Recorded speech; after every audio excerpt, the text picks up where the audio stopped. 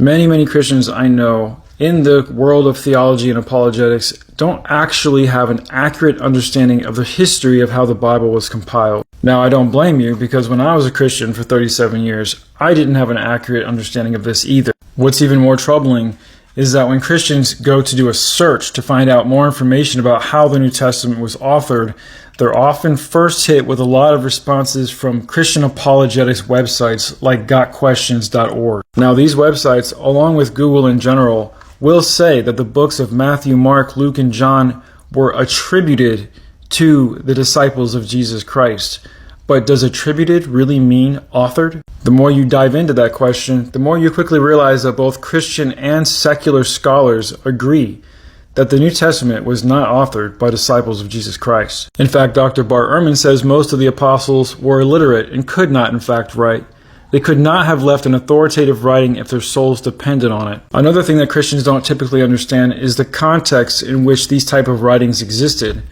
Ancient writers forged writings to address infighting among early Christian groups, and this is actually a common tactic of that time. The Apostle Peter, who's credited with writing both 1st and 2nd Peter by many Christians, was an illiterate fisherman who died years before 1st and Peter were actually written. Now, the first New Testament writer that we're aware of was the Apostle Paul, who currently has about 13 letters of the 27 New Testament books attributed to him, but we can be sure through scholarship that at least 7 of those letters really did belong to Paul.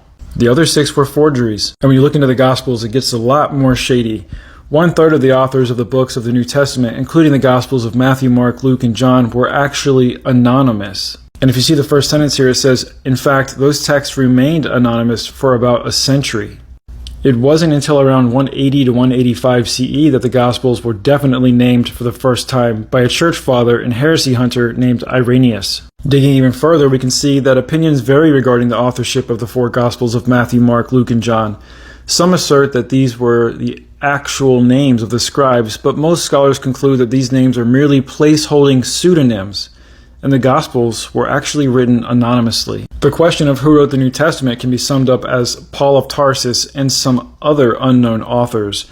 And by the way, Paul himself records that he never personally met Jesus in the flesh. Again, digging further, firstly, the New Testament is known as a collection of writings by Matthew, Mark, Luke, John, Paul, James, and Jude, but it's not as simple as that. There is much debate among scholars about the authorship of some of these writings. This means that traditional attributions are not universally accepted. You see, there it is, that word attributions again.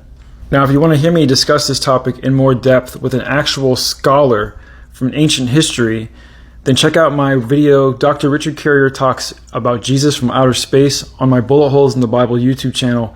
It's pinned right at the top. Again, many if not most of the scriptures were written by people falsely claiming to be the apostles or other leaders of the early Christian church. That means a lot of the books of the Bible are actually forgeries. And yes, even Christian religious scholars agree to the same. If you look about halfway down this paragraph, it says, but they had no writings of their own until Paul started to write to the churches that he had founded sometime in the 50s AD, a couple of decades after the crucifixion of Jesus.